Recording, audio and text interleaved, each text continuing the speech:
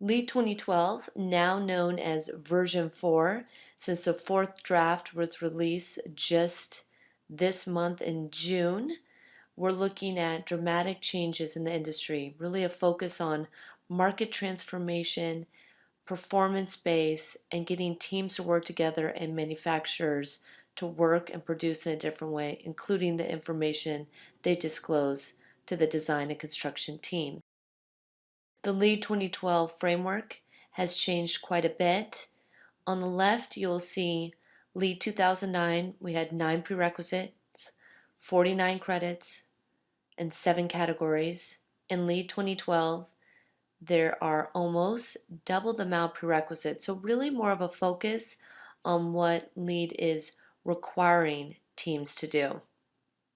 This can all change as a fourth draft is being developed on a committee basis, but it definitely shows us the direction it's going. There are now 2 additional categories. The first thing that's being introduced is integrated process, really a focus on multidisciplinary approach, really looking at building the design of a building as a system. And then location and transportation. So it's really expanding on the sustainable sites category from LEED 2009 and also incorporating some LEED for neighborhood development premises. In previous drafts of version 4, there was a performance category, but now you see these performance metrics and criteria being included in credits instead of being its own category. So the new category, integrative process, has a prerequisite for healthcare buildings.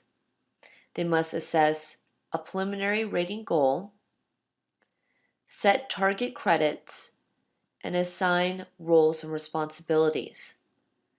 So in doing that, you have to set up your integrated project team, which has to include at least 4 key players in it, and definitely somebody from the owner's team, an owner's representative, if not the owner themselves. And this can go all the way from facility management to the architects, engineers, contractors, and even key subs. A 4-hour minimum design charrette is also required in this prerequisite for project planning and design for healthcare. Half-day design charrette where the team gets together and discusses ideas, synergies, trade-offs to the strategies that address the target credits that have been specified in the initial goal that are also a part of the owner's project requirements that will be referred to throughout the entire project.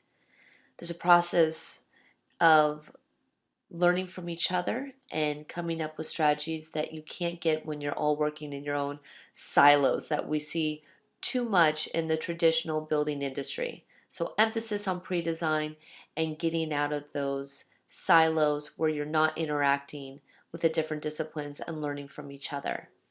This is really where the most cost-effective strategies are identified and the best long-term savings, both environmentally and cost-wise for a building.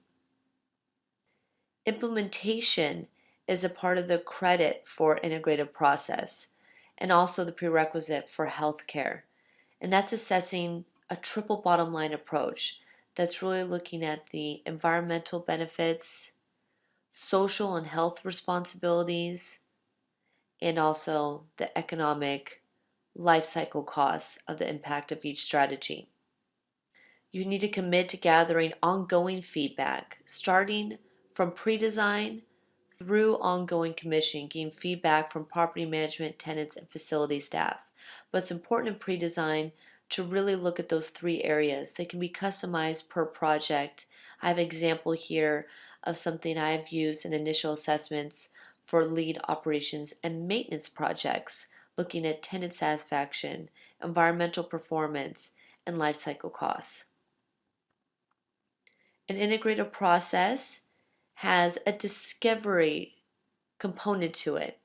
What the credit is currently recommending is a simple box energy model.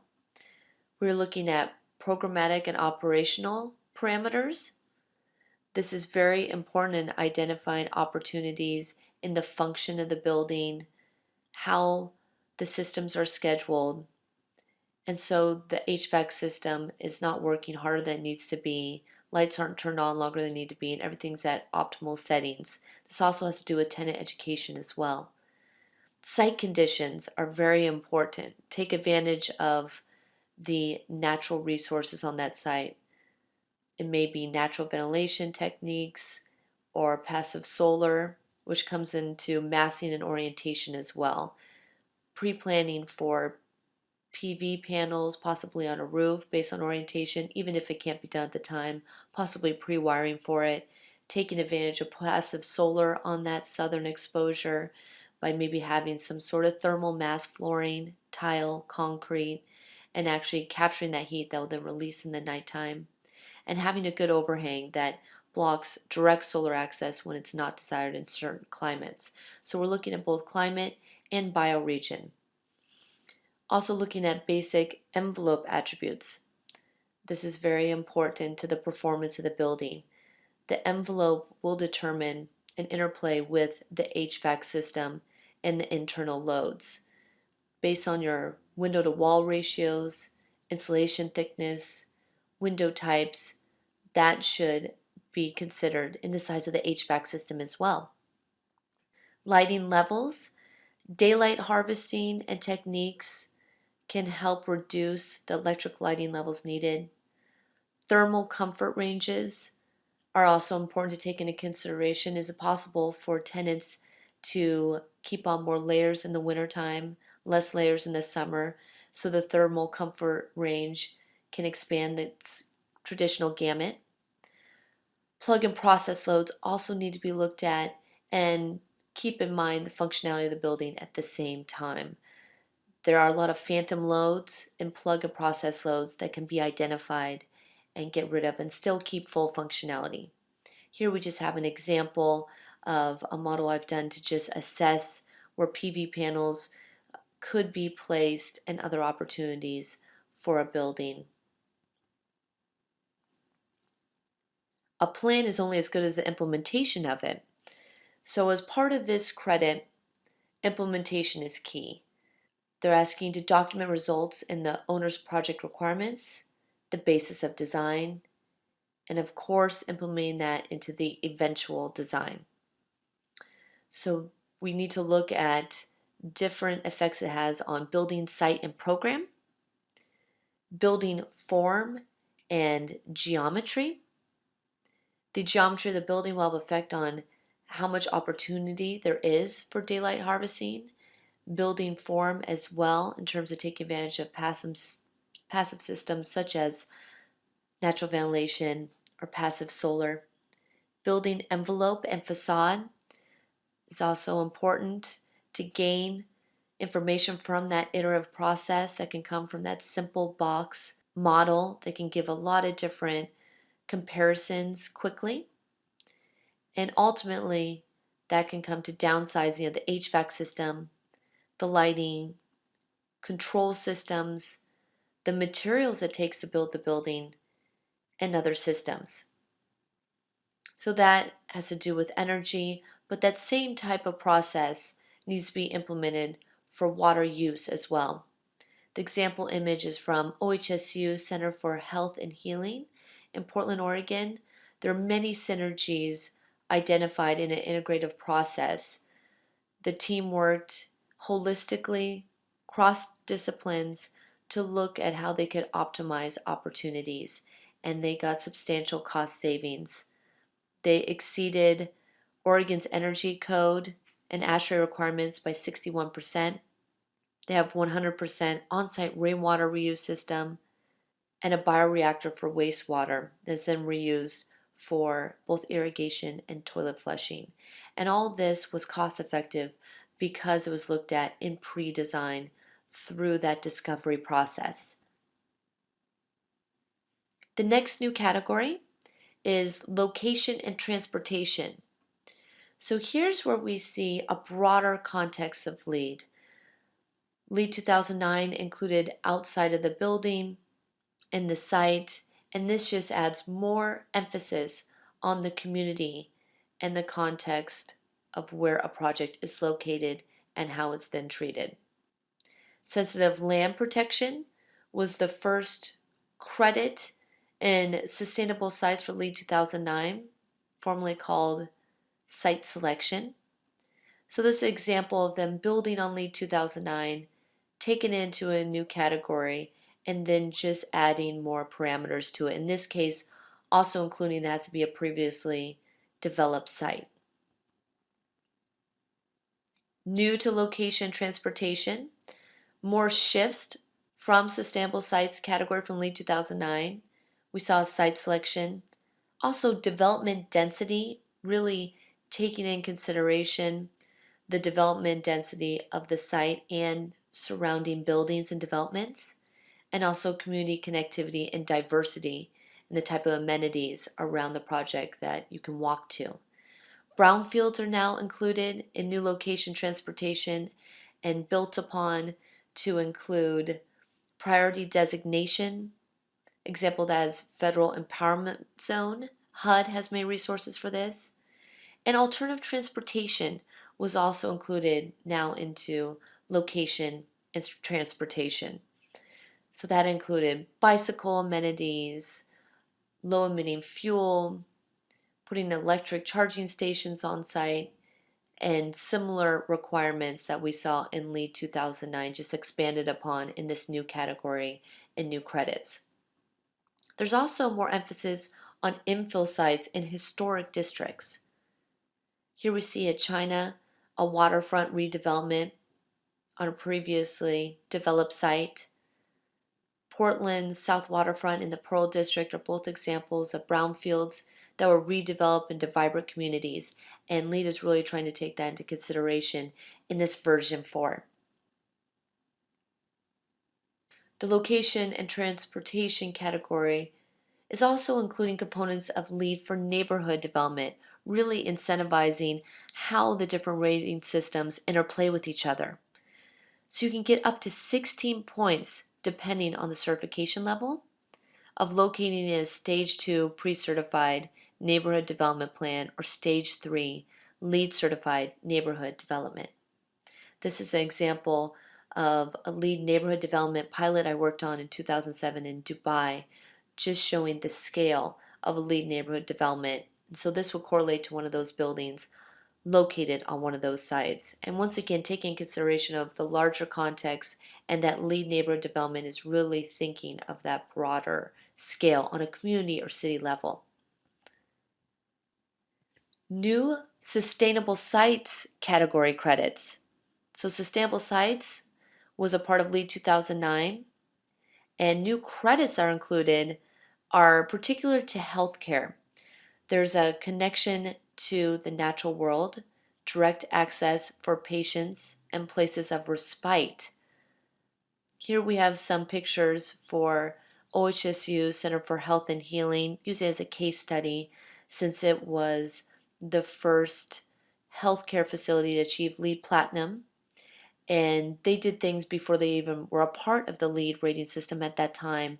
And this is a good example of it, a good variety of different types of green roofs serving different purposes, both for stormwater management benefits, but also areas of respite where they actually have deeper plannings where patients, doctors can go enjoy the outdoors. They also raise the bar for existing credit compliance. Example of that is the solar reflectance index value has increased to 82 from 79 for low slope roof for heat island reduction. So you'll see this a lot in version 4 where there were existing credits in LEED 2009 that they're now raising the baseline in order to achieve those credits. And that's really what the intent of LEED is to keep raising the bar from these national standards we're looking at. Key changes to water efficiency. This changed quite a bit in its requirements from 1 prerequisite to 3 prerequisites. There was already a new prerequisite in LEED 2009 for water use reduction for indoor fixtures to 20% above the Energy Policy Act. That's similar to what's proposed in LEED version 4, draft 4 at this time. But in addition to that, There's an outdoor water use prerequisite and building level metering for water as well.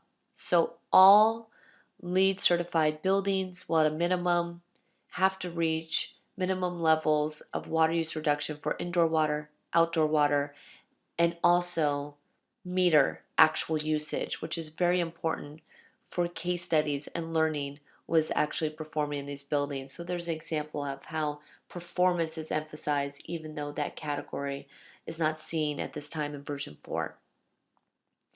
Additional credits also include cooling tower water, reducing the potable water use for that makeup water that's quite substantial. Water metering, and that's more advanced water metering of domestic water and processed water. Additional requirements for healthcare come into play as well. One of the key differences is process and equipment is also included in the indoor water prerequisite as well. So Energy Star equipment being an example of that. In the image on the right, on top, this example of gray water reuse. And the image on bottom is a park in the Pearl District in Portland, Oregon, where really the natural biodiversity of a wetland is preserved. In this case, you don't need any water for irrigation.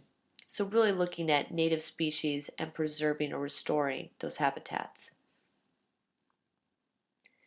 Key changes to energy and atmosphere category of LEED version 4.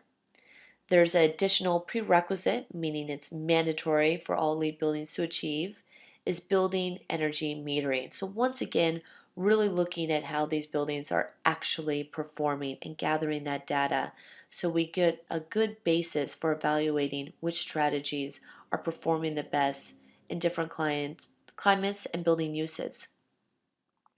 New credits include advanced energy metering, so actually sub-metering various systems so you can identify problems sooner. Demand response, so reducing those peak loads, whether that's something that's available through your utility company or you're just planning for future needs.